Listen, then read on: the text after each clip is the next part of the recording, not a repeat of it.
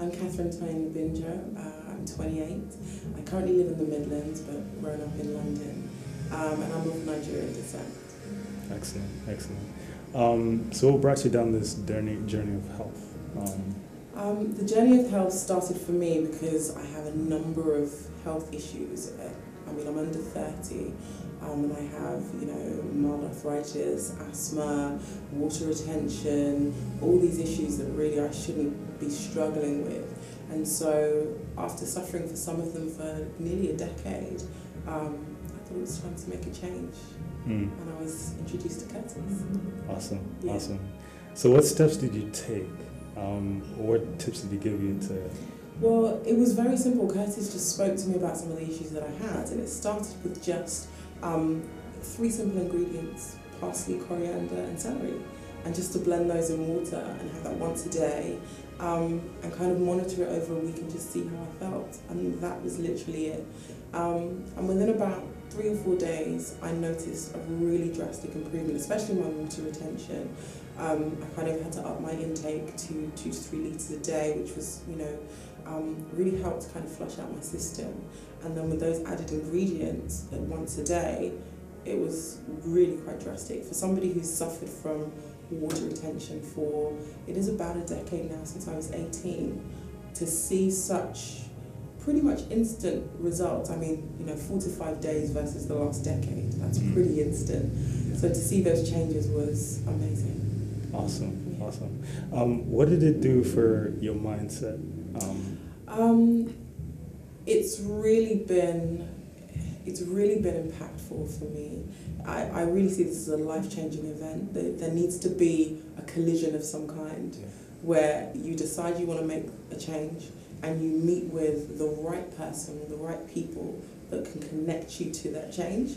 And that's the way that you get lasting change and an about turn. So for me, it's been amazing. Something that I've kind of let lie under the surface with some of my health issues as far back as I can pretty much remember. I'm now starting to see a change. It's literally a new me. Awesome, awesome. What would you recommend to someone who may be going through Certain health issues? Yeah. I think be aware. Be aware of the issues that you're facing, the things that you ignore. So I would often come home in the evenings before I started this process and have really, really swollen ankles, really uncomfortable, have to elevate my feet to go to sleep and things like that. But after a while, as bad as it sounds, you get used to it. And so as uncomfortable as it is, as stressful as it can be, you just kind of put it to the back of your mind, do what you need to do to alleviate it and carry on. So I would just say, if you're going through the motions with your health, be aware. Just let it come to your consciousness. And as that happens, you'll be aware of the dis-ease in terms of how you are. We say that disease is dis-ease. You'll be aware of all of that. And that will then spur you on to make a change. Powerful. What about the spiritual aspect? How did that? Yeah. Well, for me, I'm somebody who is a worship leader, I minister, and I do all of these things, and I feel as though I portray a life that is lived in service to God, but I'm not taking care of the vessel that God has put me in to carry out the work that He's asked. And I have to take accountability for that because, as my health would deteriorate, if I hadn't taken this path, my health would deteriorate and there would be certain things that I would then be limited to do or completely unable to do as a result of my choices or my lack of action. Sometimes it's not about the decisions that you are making, it's about the decisions that you're not making. So my lack of action was leading me to be ineffective as somebody that God's chosen to serve and to do things for His kingdom. And even outside of serving, just me as God's child and one that He's created, I should take care of the body that He fearfully and wonderfully made. Wow, powerful. Now back to the, we talked about the nutritional aspect, spiritual. Exercise. Exercise. Yeah. Yeah, it's important. I think for me, It didn't start with that. It started with the diet, and I would say that because I'm gonna just dispel the myth. It isn't really about weight loss. Weight loss is used to be an open representation of how healthy you are, but is often not the case. So I've been on another journey where I decided to lose weight because I was told that the water retention was because I was overweight. I lost over 4 stone and still had the water retention. So I looked better, quote unquote, to the outside, but actually my internal issues were still the same. I was still struggling in the same way. So health is not really about that. Exercise is very important. It helps with your circulation. Aerobic exercise helps with the flow of oxygen in your body, etc., and how your muscles function. Exercise is very, very important. But I would say that topped with that is your diet. Because if you exercise day in, day out, and you're not fueling your body correctly, then not only is your exercise in vain, you can sometimes be inefficient and also cause yourself further damage that you don't see until much later. You have to be aware of your bones, be aware of your muscles, be aware of what your body needs to fuel the machine. Wow.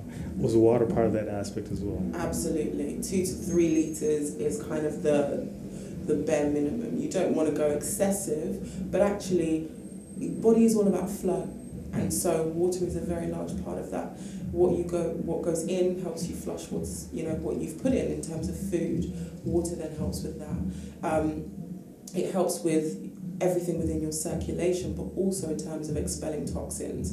And when you're somebody that exercises quite a lot, the toxins are trying to find a natural way out of your system in terms of your pores, when you sweat, when you exercise and things like that. But water also helps because it makes all of those toxins so much more soluble and it's easier to dispel. Nice. Temperance, can you touch a bit on that? In regards to, in terms of your nature and your character, or? Yes. Okay. So in terms of just having a balance? Yeah. Okay.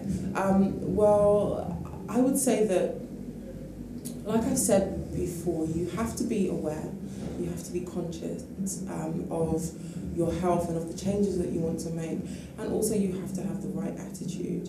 What we're doing now is something that is an about turn for life.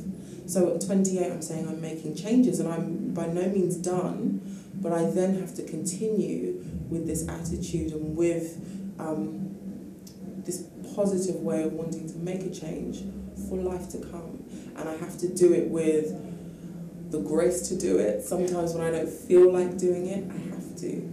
And it is about the balance. There will be off days. There will be days where I don't particularly want to follow the rule book, as it were. But it is about balance, and it's about character. What you're doing openly, and also how you're backing it up behind the scenes.